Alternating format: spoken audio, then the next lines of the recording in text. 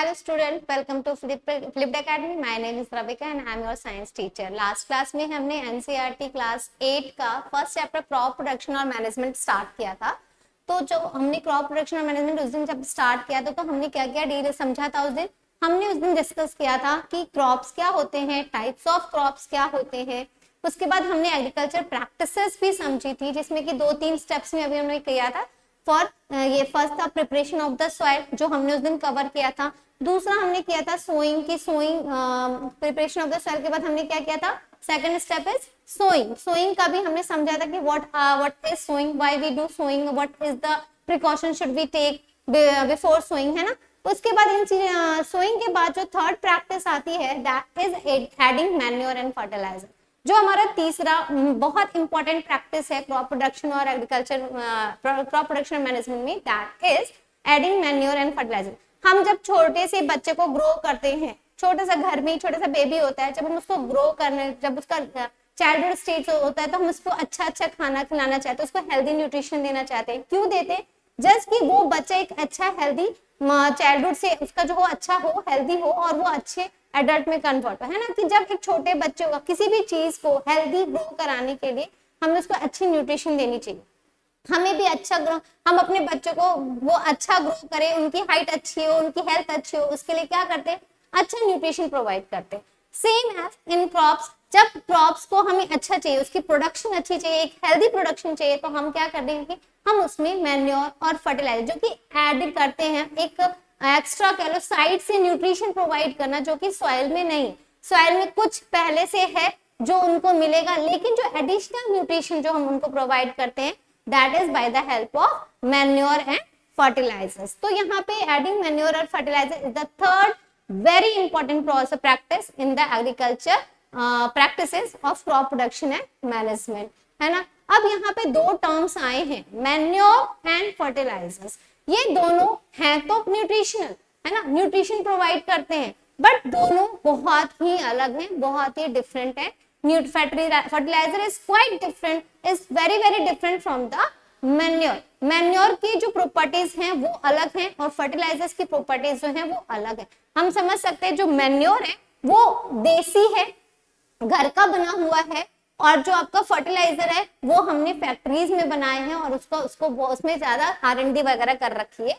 तो इस तरह का जो केमिकल प्रोडक्ट्स है तो उसको हम फर्टिलाइजर्स कहते हैं। अब हम इसके डिफरेंस को समझते हैं वन बाय वन कि what is manure and what is fertilisers, है ना।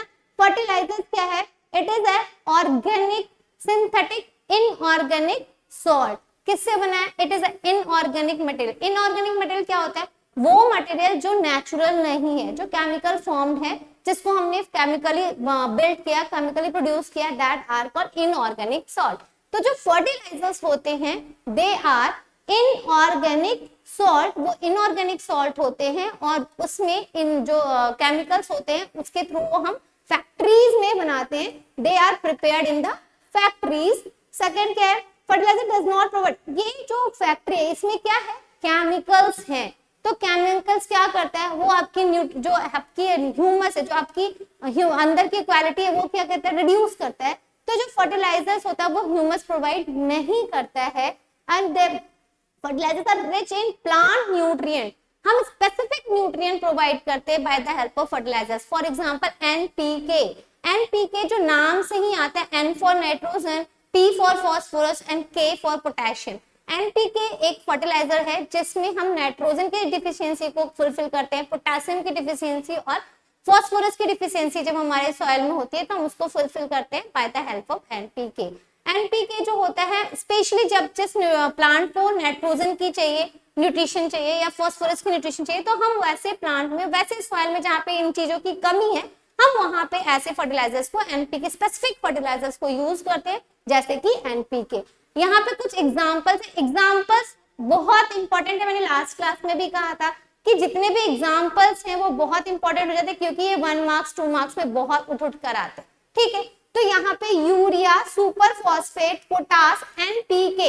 एनपीके का फुल फॉर्म भी पूछ लेता है, what is the full form of NPK? तो N for nitrogen, P for phosphorus and K for potassium. तो ये these are the example of fertilisers जो कि एक इनऑर्गेनिक सब्सटेंस है जो हम फैक्ट्री में बनाते हैं, और इससे हमारे जो सॉइल है उसमें ह्यूमस खत्म हो जाता है उसका, दे डजंट प्रोवाइड ह्यूमस, और तो और ये हमारे इतना अच्छा हेल्दी नहीं है, ये एनवायरमेंट फ्रेंडली नहीं होता है, हमारे एनवायरमेंट में पॉल्यूशन क्रिएट करता है। आजकल देखते हो ऑर्गेनिक बनाना है जी तो ये इतना मतलब उसका जो प्राइस है वो डबल से ट्रिपल हो जाता है। क्यों ऑर्गेनिक? क्यों? क्योंकि इसमें कोई केमिकल यूज नहीं किया गया है इसको ग्रो करने में। तो यहाँ पे ये जो ये प्रोडक्ट अच्छा है, हमारी फर्टिलाइजर ये क्या कहते हैं प्रोडक्शन को इंक्रीज करता है, बट ये कहीं ना कहीं हमारे लिए अनहेल्दी हो जाता है क्योंकि इसमें केमिकल है और ये हमारे एनवायरनमेंट में पॉल्यूशन भी क्रिएट करता है। It create pollution in our environment, that's why it is not healthy for us. On the other side manure है। मैन्योर क्या है? It is a natural substance. Natural substance है, इस बनता कैसे? We make this manure with the help of dry leaves and the residuals of the cow dungs वगैरह का use करके हम यहाँ पे इसको मैन्योर को बनाते हैं, है ना। ये फार्मर्स अपने फील्ड में ही बनाते थे, एक बड़ा सा पिट करके ये बड़ा सा पिट डिग करता है, उसमें सारी चीजों को डालकर उसको कवर कर देता है। After some time they will convert into the manure. तो मैन्योर क्या है? इट्स अ ऑर्गेनिक सब्सटेंस जो रेसिड्यूज कैटल डंग्स और प्लांट रेसिड्यू वगैरह के उसको डिकम्पोज करके बनाते हैं, और ये जो होता है ये ह्यूमस प्रोवाइड करता है सॉइल में। इसकी जो सॉइल की कैरेक्टरिस्टिक्स उसको एनहांस करता है, ना कि डिक्रीज करता है, और less rich in plant nutrient. ये इतना स्पेसिफिक नहीं होता है, न्यूट्रिशन देता है बट स्पेसिफिक नहीं होता है, लेस न्यूट्रिशन प्रोवाइड करता है मैन्योर। इसके जो एग्जांपल है वो कंपोस्ट, वर्मी कंपोस्ट और biofertilisers are the example of manure. Hope कि आपको समझ में आया होगा कि मैन्योर क्या है, फर्टिलाइजर्स क्या है ना। मैन्योर एक देसी है, देसी कह लो, जो हम अपनी खेतों में अपने घरों में बना लेते हैं। आजकल बहुत ट्रेंड में है कि आप अपने गमलों में भी घर का जो वेस्टेज है, जो आपके वेजिटेबल पील्स वगैरह होते हैं, आप उसको कंपोस्ट में कन्वर्ट कर। तो we also make manures in our houses. घर में अगर आते हैं तो फार्मर्स भी मैन्योर्स बनाते हैं। तो मैन्योर्स क्या है? देसी है, घर का है, लेकिन जो फर्टिलाइजर्स है वो केमिकल्स है, केमिकल से बना होता है और इसको हम फैक्ट्री में बनाते हैं। तो this is the basic difference. Fertiliser का जो एक डिसएडवांटेज अगर पूछा जाता है तो we can say it reduce, कहाँ गया? It reduce the humus, it doesn't provide humus. ये बहुत बड़ा डिसएडवांटेज हो जाता है फर्टिलाइजर्स का कि it reduce the humus in the soil. और तो और सेकंड डिसएडवांटेज फर्टिलाइजर्स का क्या है? It create pollution, it is not eco friendly. ये हमारे एनवायरनमेंट के लिए अच्छी नहीं है, ये हमारे एनवायरनमेंट में पॉल्यूशन क्रिएट करता है। ठीक है, सेकंड आता है what are the three method of. अब ये तो चीजें हैं न्यूट्रिशन गेन करने की बात है, हम एक्स्ट्रा न्यूट्रिशन देते हैं अपने सॉइल में by the help of manure and fertiliser. लेकिन क्या और तरीके हैं जिसके थ्रू हम अपने सॉइल में न्यूट्रिशन को गेन कर सकते हैं, न्यूट्रिशन वापस री कर सकते हैं? What are the processes? तो पहला तो यही है मैन्योर को डालना, सेकंड केमिकल फर्टिलाइजर्स का यूज करना, थर्ड जो होता है living the field uncultivated between the two crops. जब दो सीजन के बीच में, जब सीजन के बीच में टाइम होता है, उस टाइम पे अपने फील्ड को फॉलो छोड़ देना, खाली छोड़ देना, वैकेंट छोड़ देना, उसमें कोई चीज किसी चीज की ग्रोथ नहीं करनी, कोई भी ग्रो नहीं। जब वो एज इट इज ऐसे ही फील्ड अनकल्टिवेटेड पड़ा रहेगा तो क्या होगा? जो न्यूट्रिशन है वगैरह है वो रीगेन करेगी सॉइल, और उससे उसमें न्यूट्रिशन रीगेन होगा। एक और प्रोसेस होता है crop rotation, in which different crops are grown alternately to allow the soil. अब क्रॉप रोटेशन क्या होता है? रोटेट माने क्या होता है? एक के बाद एक, एक के बाद एक। तो क्रॉप रोटेशन, क्रॉप को वन बाय वन ग्रो करना। पहले हमने अगर कोई ग्रेन्स लगा लिया तो बाद में लेग्यूमिनस प्लांट लगा लिया, फिर ग्रेन लगाया, फिर लेग्यूमिनस लगाया। तो मतलब रोटेट करना, एक ही चीज को कंटिन्यूअस नहीं ग्रो करना, है ना। If we grow single type of fertilizer crops in a field regularly, तो क्या होगा? उसकी जो बेसिक न्यूट्रिशन है वो खत्म हो जाएगी, स्पेसिफिक न्यूट्रिशन उसका खत्म हो जाएगा।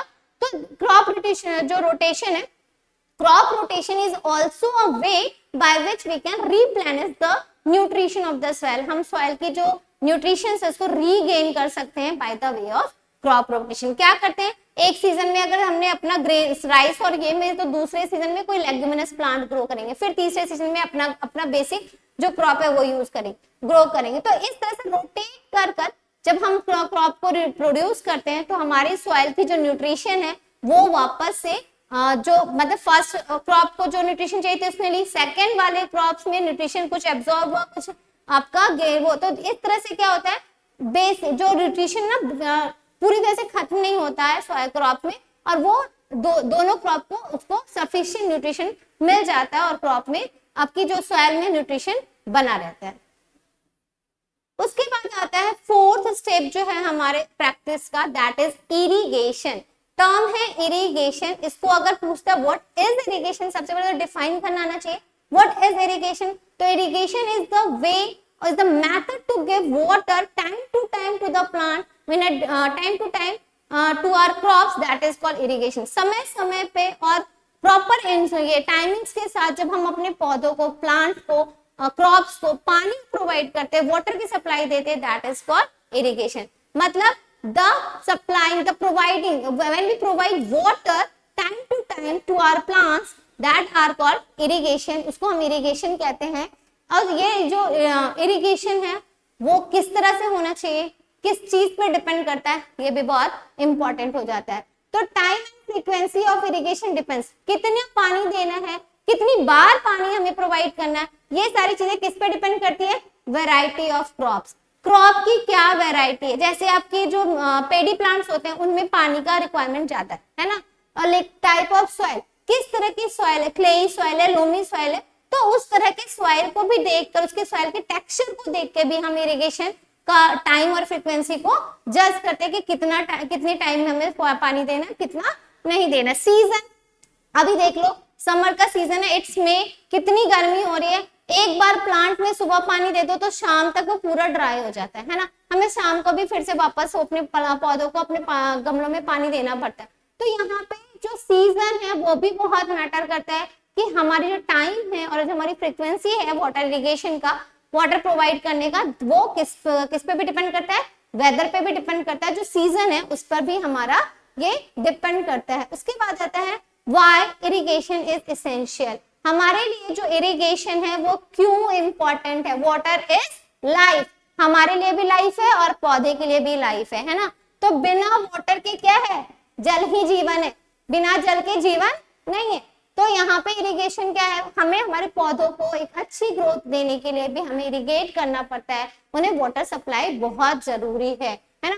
Plant contain 90% of the water need for the proper growth and development. Plant जैसे हमें ग्रोथ और डेवलपमेंट के लिए पानी की बहुत ज्यादा जरूरत है, वैसे ही हमारे पौधों को, हमारे क्रॉप्स को भी पानी चाहिए। 90% of water depends, 90% of water needs to grow our crops. When root absorbs water, they also absorb minerals and fertilizers. By the help of this water channel, जो हमारा आपने पढ़ा होगा जाइलम और फ्लोएम वाला जो वेस्कुलर टिश्यूज होते हैं, तो क्या करते हैं, जाइलम वाटर को ट्रांसपोर्ट करता है। तो जब वाटर के ही थ्रू जो न्यूट्रिशन है, जो हमने फर्टिलाइजर्स डाले हैं, जो हमने मैन्योर यूज किया, वो वाटर के थ्रू ही प्लांट में ट्रांसपोर्ट करता है, सर्कुलेट करता है। दैट्स व्हाई यहाँ पे वाटर क्यों इंपॉर्टेंट हो जाता है ना, कि जब रूट में वाटर एब्जॉर्ब होगा, when root absorb the water, it absorb the manure, the nutrition of manure and fertilisers also, and it will pass on to the plant top, है ना, प्लांट टॉप तक जाएगा।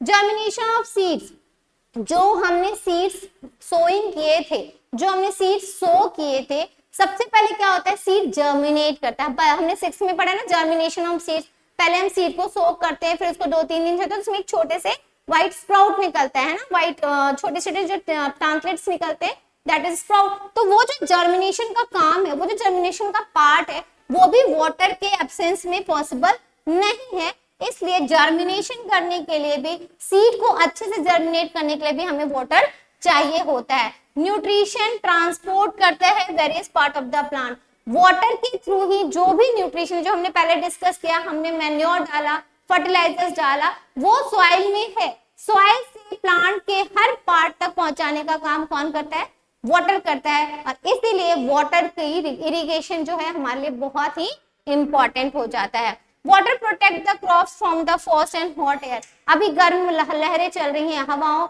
में इतनी गर्माहट है, तो वो जो ये हॉट एयर की जो आपकी करंट्स हैं, जो आपके हॉट एयर करंट्स हैं, उनके कारण जो प्लांट्स में डिहाइड्रेशन हो जाता है, प्लांट के लीव्स ड्राई हो जाते हैं, तो उस चीज को भी क्या करता है, वाटर ही कंट्रोल करता है, वाटर ही उसमें उसकी प्रोटेक्शन करता है।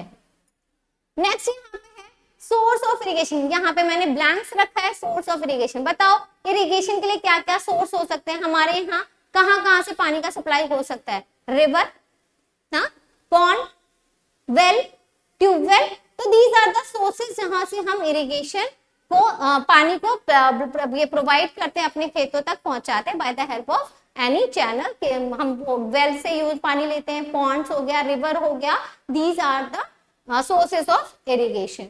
उसके बाद आता है there are what are the methods, क्या क्या मेथड्स हैं इरिगेशन के। ये यहाँ पे इस चैप्टर में बहुत इंपॉर्टेंट पार्ट है।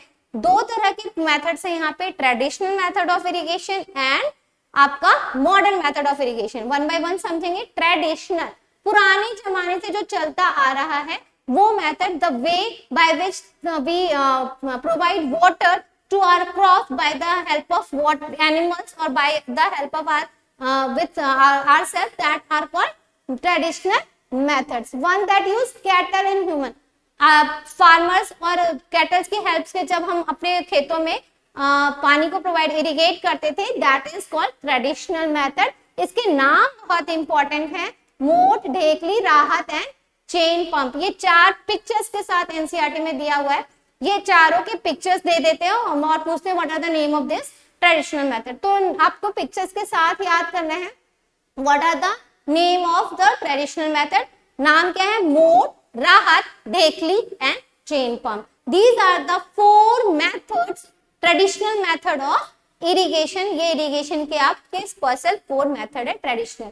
उसके बाद आता है मॉडर्न मेथड। मॉडर्न मेथड है तो मॉडर्न मेथड के नाम क्या है, पहला तो आपका आता है स्प्रिंकलर सिस्टम। इसके दो नाम है, स्प्रिंकलर, ये दो मेथड है मॉडर्न के, पहला स्प्रिंकल सिस्टम और सेकंड इज ड्रिप सिस्टम। तो पहला जो स्प्रिंकल सिस्टम है वो क्या है, कहाँ पे होता है, टू में, ये बेस्ट फॉर प्लेसेस, किस जगह पे हम इस मेथड को यूज करते हैं। ये जो स्प्रिंकलर है, स्प्रिंकलर सिस्टम हम किस जगह पे यूज करते हैं, तो लैंड इज अनइवन, जहां पे हमारा जो लैंड है वो अनइवन है, प्रॉपर इवनली स्प्रेड, हमें प्रॉफिट नहीं मिला है, तो हम उस जगह पे आपके स्प्रिंकल सिस्टम लगाते हैं। और वाटर की सप्लाई वहां पे कम है, सफिशिएंट वाटर नहीं है, तो भी हम इसको लगाते हैं, क्योंकि ये जो है मेथड जो है वो वाटर सेविंग मेथड है। इसमें वाटर वेस्टेज जो कम होता है और हमारी जो proper supply of water easy हो जाता है। It is a perpendicular pipe with the rotating nozzle on the top joined to the main pipeline. Main pipeline होता है, main pipe क्लास सब पाइपलाइंस लगे होते हैं जो कि क्रॉप्स के फील्ड के लाइन लाइन में होते हैं, और वहां के टॉप पे एक नोजल्स होता है जो फव्वारा से स्प्रिंकल करता है। स्प्रिंकल माने फव्वारे सा निकलता है उससे पानी, और वो चारों तरफ पानी को फैलाता है। तो यहाँ पे क्या है, परपेंडिकुलर पाइप्स होते हैं जो कि जिसके टॉप पे हमारा नोजल्स होता है, और वो नोजल्स जो होता है मेन पाइपलाइन से कनेक्टेड होता है। The main pipe is under the pressure. It escapes from the rotating nozzles and sprinkle over the field. जब हम पाइप में मेन पाइपलाइन में अपना पावर स्विच करते हैं तो वहां से पानी मेन पाइपलाइन में आता है, उसके बाद पूरी जो चैनल हमारी फैली हुई है वहां तक पाइपलाइन में जाता है, और उसके जब उसके जो नोजल्स में पहुंचता है तो नोजल से पानी स्प्रिंकल होता है, चारों तरफ से फॉयल फैल के वो स्प्रिंकल की तरफ फैलता है, और वहां पे पानी पूरे क्रॉप में हमारा प्रोवाइड कराता है ना। Often use in watering loans and coffee plantation. ये हम अपने लॉन्स वगैरह में सब जगह ग्रीनरी जो होते हैं, जिनके बड़े बड़े लॉन्स होते हैं, वो भी आजकल स्प्रिंकल मेथड लगते हैं, क्योंकि वो आराम से कम पानी की सप्लाई से हम अच्छी ज्यादा इरिगेशन कर पाते हैं। कॉफी प्लांटेशन में भी इसका यूज होता है। सेकेंड जो मॉडर्न मेथड है दैट इज ड्रिप मेथड, है ना। ये ड्रिप सिस्टम भी बहुत इंपॉर्टेंट है, क्योंकि इसमें वेस्टेज ऑफ वाटर कम होता है और हमारी लेबर कॉस्ट तो बचती ही बचती है। क्या होता है, जहां पे हमारी पानी की सप्लाई बहुत कम है वहां पे ड्रिप सिस्टम करते हैं। एक्चुअली होता क्या है, drop by drop directly near the roots of the crop. यहाँ पे हमारे वही चैनल पाइपलाइन बिछा होता है, और हर रूट के पास छोटी ओपनिंग होती है जो कि डायरेक्टली हमारे प्लांट के रूट में वाटर प्रोवाइड करता है। ड्रॉप बाय ड्रॉप वहां पे वाटर जाता है, तो हमारा क्या है, वाटर का वेस्टेज कम होता है, और जो सप्लाई ऑफ वाटर है जहां पे पहुंचना चाहिए रूट ऑफ प्लांट में, वहां तक वो प्लांट में पानी जाता है और देयर इज नो वेस्टेज, और there is no wastage of water, वहां वेस्टेज नहीं होता है। और ये कहाँ यूज करते हैं? Fruit plants, gardens and trees. यहाँ जहाँ पे प्रॉपरली जो हमारी गार्डन होती है, गार्डन्स में हम उसको यूज करते हैं, गार्डन्स में हम उसको यूज करते हैं, फ्रूट प्लांट्स में यूज करते हैं, और अपने ट्रीज वगैरह में प्रॉपरली उनके रूट में वाटर प्रोवाइड करने के लिए हम ये सारी चीजों को, ये ड्रिप सिस्टम को हम यूज करते हैं। तो लास्ट क्लास में हमने 2 पढ़ा था, that is preparation of the soil and sowing. इस क्लास में हमने 2 स्टेप्स और आगे प्रोसीड किया है, that is adding manure and fertilisers and irrigation. Manure और फर्टिलाइजेशन में डिफरेंस बहुत इंपॉर्टेंट है, एग्जाम्पल बहुत इंपॉर्टेंट हो जाता है। और इरिगेशन में जो 2 अलग अलग मेथड हैं, ट्रेडिशनल मेथड और मॉडर्न मेथड्स, अलग अलग पूछे जाते हैं। नेम ऑफ ट्रेडिशनल मेथड, मोट, राहर, ढेकली, चेन पंप, और इधर drip and sprinkle. Modern method traditional method से अच्छा क्यों है? क्योंकि ये मॉडर्न है, तो ये लेबर कॉस्ट कम लगता है, टाइम सेविंग होता है, और सबसे ज्यादा इंपॉर्टेंट जो है दैट इज वाटर का सेव होता है। यहाँ पे वाटर जो वेस्टेज कम से कम होता है। Hope you all get this all the points. Thank you.